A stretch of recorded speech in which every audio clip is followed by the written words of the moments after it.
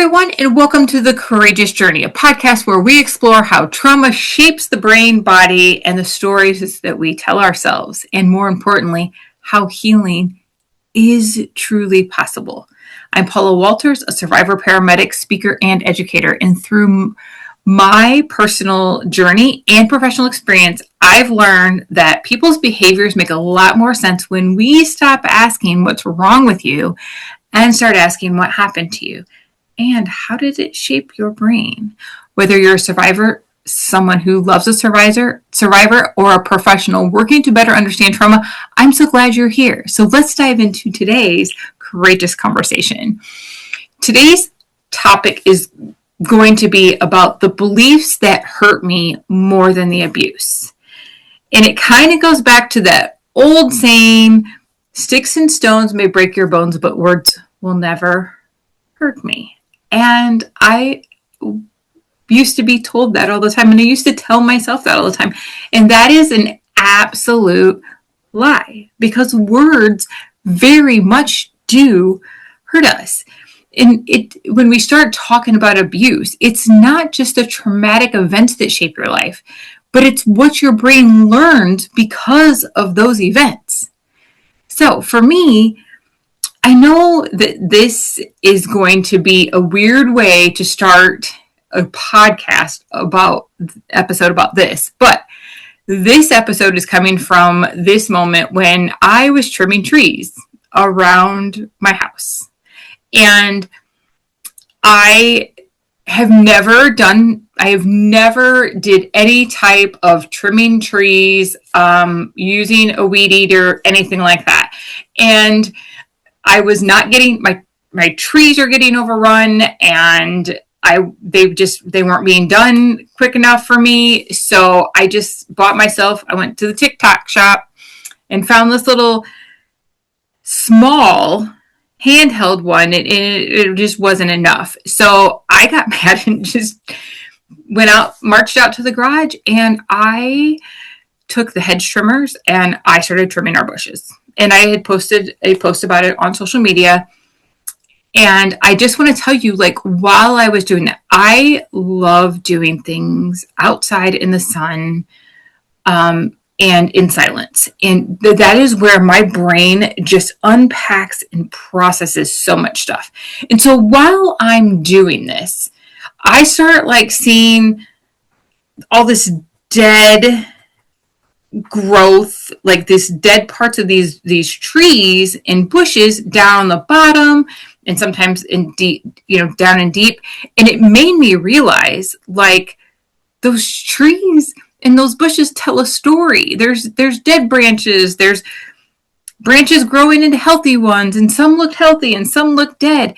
And I just had this moment where I kind of just sat there staring at a couple of these bushes, and I realized that's what my life has been like.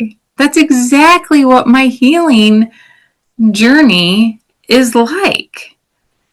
And so when I realized that there's these pieces, these unhealthy parts, there's these healthy parts, and you don't just throw away the whole tree, you don't just rip it out and start all over, you just don't cut it down to the bare minimum. I realized that I just needed to be able to cut off some of the dead pieces. I needed to trim some things in my life, and that's what I've been doing.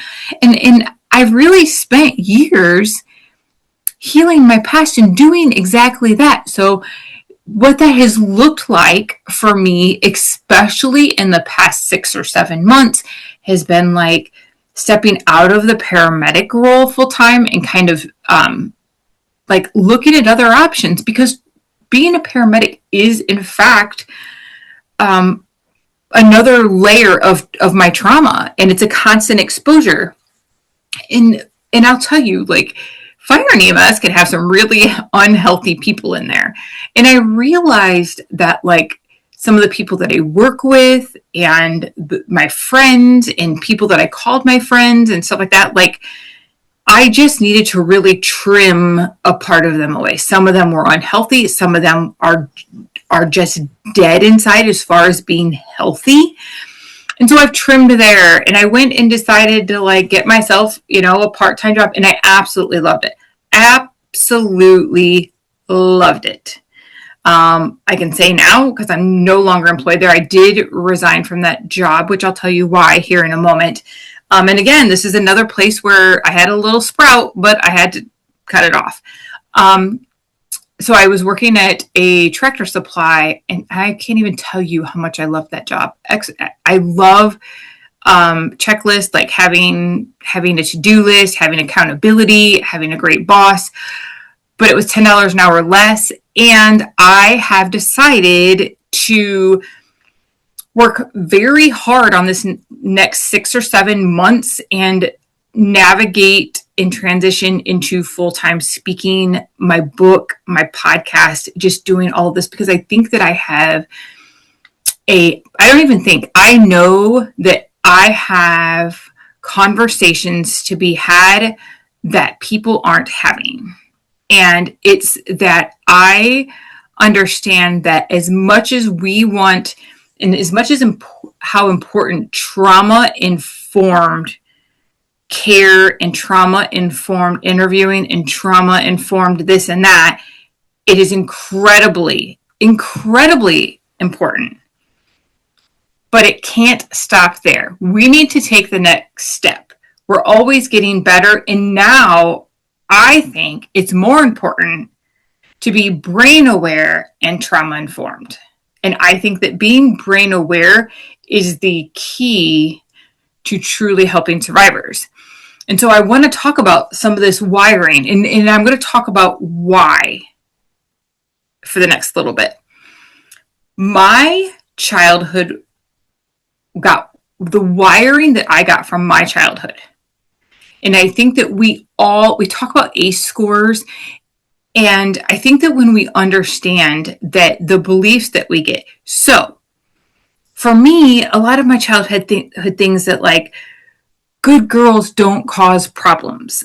My worth was dependent on how I looked, more so my size. If you've heard any part of my story, I was routinely called Porky instead of Paula. In being thin and blonde was what, was kind of told to me. I very vividly remember being told to look through the Penny's catalog, and being told, like, look, there aren't any fat chicks in there.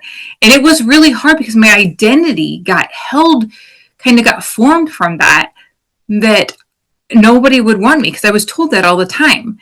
And I learned that love had to be earned, and it was a currency. It was like credited or debited depending on how you acted and how you stood up for yourself and those things. I was got wired to believe that women needed rescued and taken care of. There were gender roles in my home, that men fixed and did things on the outside, and women cooked, cleaned, and did the dishes.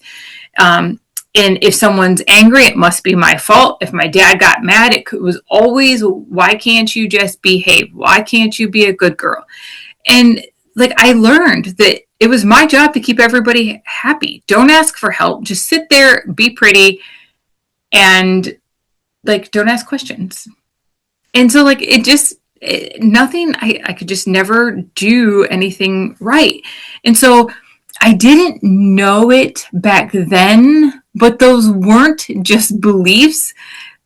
My brain actually wired around those things. And so why I think those beliefs hurt me so much, it's because, like, yes, did the physical abuse, did the sexual abuse, did it matter?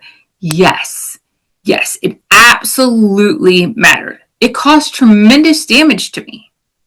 But when I look back over my life, those beliefs that grew from that abuse are what influenced the thousands of decisions that I've made ever since, even sometimes up to today. Being able to go for a captain's position, like in a very rural area in EMS, like, no, that's a male role because there's very few. I mean, we still, in the area that I run, there are still fire departments that will not allow a woman on the volunteer side. Now, I don't think anyone's ever challenged it, but like everybody knows it. And that is horrible. And so like, you know, my self-worth, feeling like I was always having to wear bigger, baggy clothes to kind of hide my size, and being like people pleasing and oh my gosh, like let's not even talk about the addictions piece. All kinds of addictions, overworking, binge drinking. Listen, I know this is going to be hard for some of you to say or some of you to hear, but like gossiping and drama and chaos is an addiction. It feeds a place in your brain the same way, same kind of type of mechanism that, you know, heroin and that stuff does. And so like, it's been hard for me. I've never felt that I was worth it. You know, I just felt like I was never enough. And so I wasn't repeating events. I was repeating wiring. And so like once I became brain aware. So when I started going to these doctors, you know, I had the child abuse, and then it's like I got married and I had things that went wrong. And then I just hopped relationship to relationship to relationship. And it was abusive and just not well. And I was sometimes the chaos that stirred the drama and contention and stuff like that in those relationships. And then I just repeatedly picked abusers because that's what I knew, that wiring was normal. Because I know that this is going to be hard to hear. And this isn't, and let me just say, this is not all abusers. I mean, this is not all survivors. But I think that once you kind of start looking at like how the brain gets wired, you can kind of figure out how the wiring happened for each survivor. But for mine, there was constant like chaos, constant yelling, constant drama, to where chaos did in fact feel like home. And then after the strangulation, the near fatal strangulation in 2006, I started declining and getting sick. So when we're not trauma informed and brain aware, we start looking for things where doctors, because they're not, you know, a lot of doctors are not trauma informed and they are not brain aware, they start seeing things and they start medicating. So what looked like me having anxiety and depression and PTSD and, you know, like these POTS and this neurocardiogenic syncope and all these different diagnoses that I was given, people sending me to counseling, people putting me on medications, taking away my, you know, ability to be a paramedic. It like nobody really explained to me what trauma had actually done to my brain. And you can't see that on an MRI. Now, on mine, you can see the brain injury piece of things from the near fatal strangulation, in what looks like traumatic injury. You can see those things, but you can't see the wiring mechanism clearly. And no one explained that to me. And like, there's so much more to it.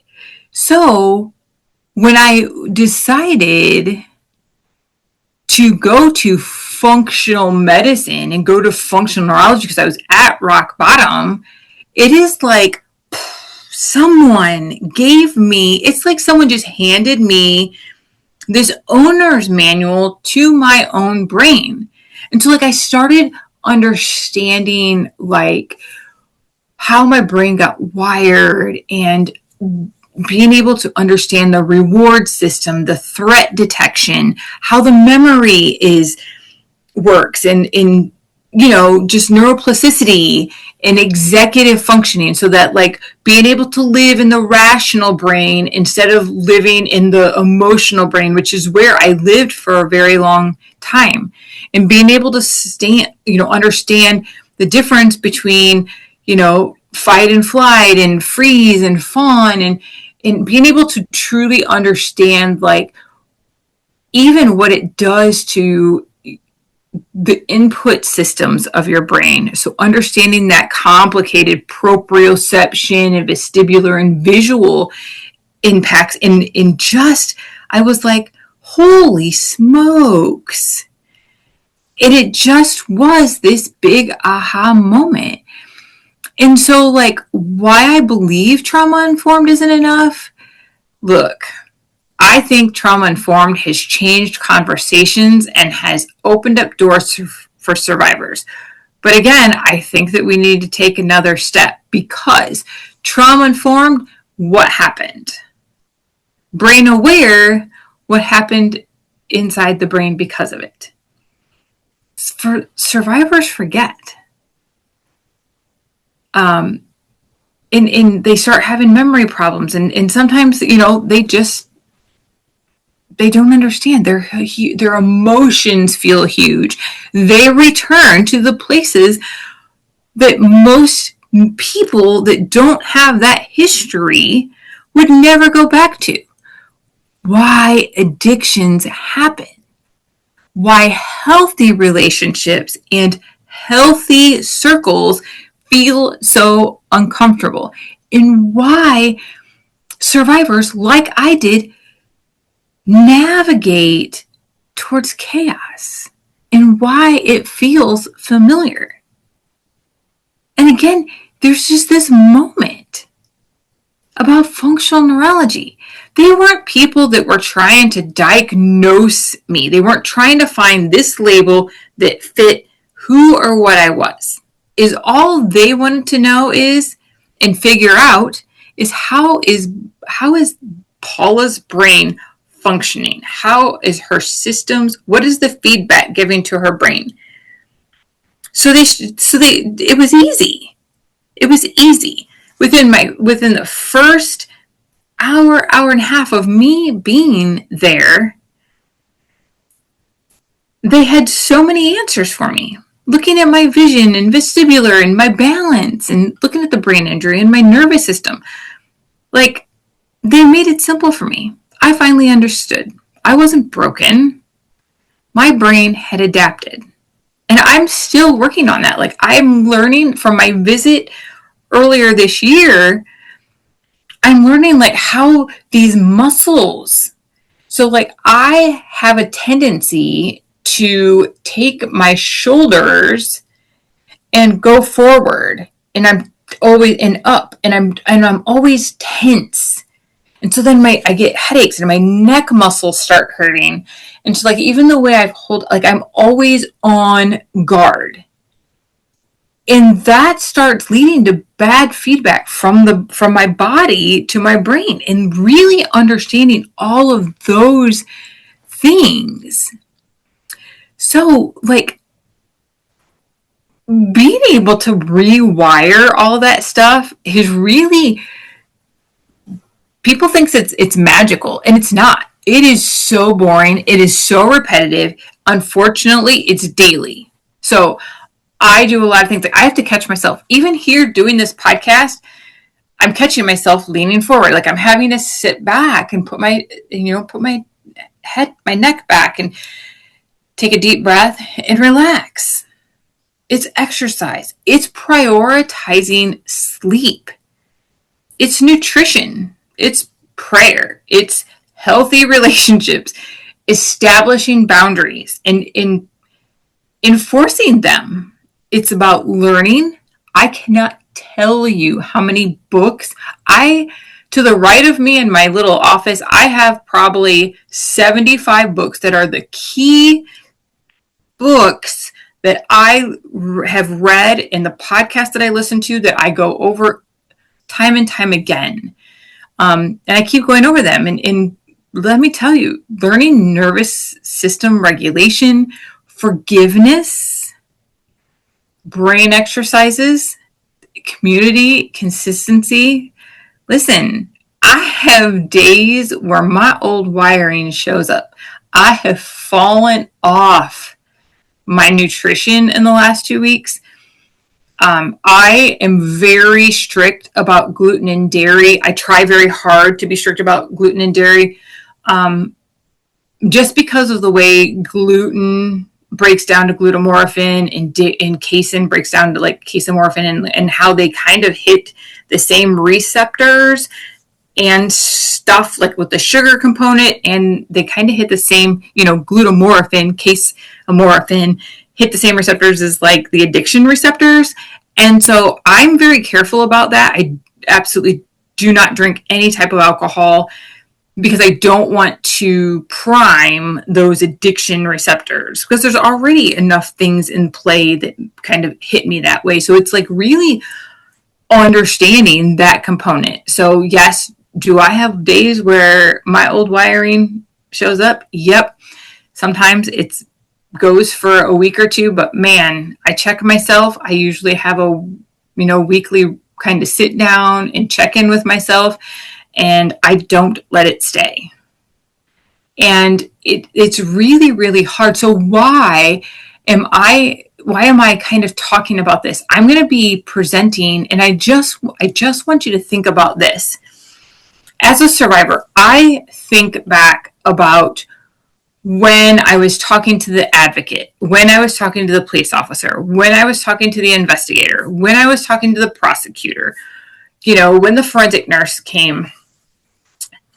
What if we're brain aware? Like, what if we're brain aware about like the feel good chemicals? So your, serotonin, your endorphins, your oxytocin, and dopamine. And so I think about like, what would have happened if when the investigator called me and he wanted to have a conversation with me, if he would have said something like, Miss Walters, I know that you have been through a traumatic event. I kind of want to do a follow-up conversation with you. So I'm wondering if there are any things that you do that kind of help you keep calm, or your go-to things that you do when you're trying to calm yourself down, or you've had a stressful day or something like that. And my answer would be, if you've heard me talk or present, I'm all about my dogs. They are in the background of my YouTube podcast. They are talked about pretty much in every presentation I do. They are a key to rewiring those things. So for me, that would be, I would probably say, sitting down with my dogs, and I just kind of love on them. And just think about what it would look like if that investigator would have said something along the lines, okay, Miss Walters, well, I was wondering, if you wanted to bring one of your dogs and they are able to safely be around other people, like, would you want to bring your dog in with you? And is there a time of the day that is better, that you feel you're more alert and stuff like that? And I would have said, yeah, like Emma would be great to come. And I am a morning person. So first thing in the morning, you will get a way better Paula than you would in the afternoon. Now, I know those things now, so I would easily be able to say those things. But if we start truly understanding what is happening with the wiring in the brain, in ways to utilize those feel-good chemicals in things that we can do with them, we can be such better advocates and better at our professions, and being able, to just do our best in our professional roles for survivors. And for survivors, we can help them start breaking some of those bad wiring connections, and we can start helping them. Because let me tell you, being able to just go to a counselor once a week, twice a week is not going to rewire those systems. That is stuff that has to be done from the inside. The person has to work on themselves, because I can go talk to a therapist for an hour, 5 days a week. But if I don't truly understand what is happening inside of me, I can't do the work effectively at home. I can't catch myself and be able to say, oh, I'm super mad at this person. Is this coming from fact or feeling? Did he really do something wrong? Or am I just coming from a wound? And so I have to check myself like that all the time. I have accountability people that hold me accountable to some of that. And so when we really shift this conversation and not just make it about trauma informed and what's wrong with her, but we make it about being brain aware and say what has happened to her, we truly can become amazing advocates to be able to help people shift. I can't even tell you, at 52 years old, I would love to challenge. I wish there was a way that I could put this version of me up against any prior version of me, just to be able to see the happiness, the joy, the just the outlook on life and in being at my dreams and in the things that I want to do. I have hope. I used to really battle with mental health, and there's this thing that sometimes some people talk about called reckless suicide. I used to do stupid stuff, and when people, and I had a child, I had a son, and when people would say stuff like, well, you could get killed doing that, I would be like, well, that's okay. That could be the best thing that could happen for me. Because although I didn't want to die, I didn't enjoy living. And now I am all about researching of how to enjoy my life. I had a doctor tell me that I probably wouldn't see 50. And now I'm like, I just want to see 100. I'm going to be one of those people in my 90s doing a half marathon or a marathon. And I want to be that. I love life. And I'm very sad that I didn't get this awakening, this information, and this recovery so much sooner, because I lost years with my son where I wasn't healthy, and yeah, now I'm getting that back. But man, I lost years, and that was stolen from me because the right people didn't understand and what was going on and didn't ask the right questions. And although very few of them were trauma informed, they definitely weren't brain aware. And even those, even some of the people that I come along with on stages that do talk about trauma informed and understand that brain injury does happen, truly don't understand the wiring piece of it. And so understanding what it does, there's a lot of talk I see on social media right now going around about Bessel van der Kolk's book, The Body Keeps Score. I am telling you what, I will stand by the body absolutely does. And it might not look like the score that everybody wants to talk about, but the things that gender roles and the beliefs that we get about ourselves for those children that have those, ACE scores, those elevated ACE scores, they very much, the body does keep score. And I don't know that it's the body as much as the brain, which runs the body. So really, listen, if you're listening to this today and you are like, man, I've been thinking about this, I have a lot of this stuff that happened in my childhood, and you've spent years asking what's wrong with me, maybe it's not. Maybe it's not that what's wrong with you. Maybe it's what's happened to you. And even let's take that a step further. What has happened inside your brain because of that? Because guess what? There is hope.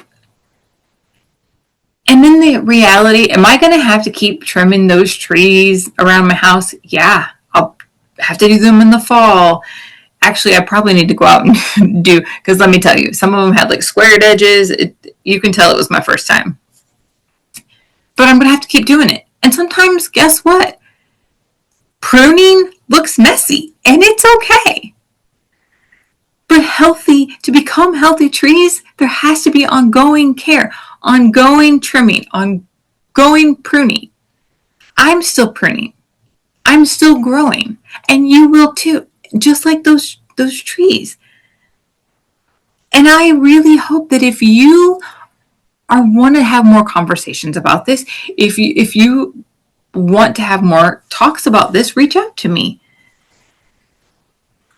Because guess what? There is an amazing life on the other side of rewiring, and you too can join your rewired journey.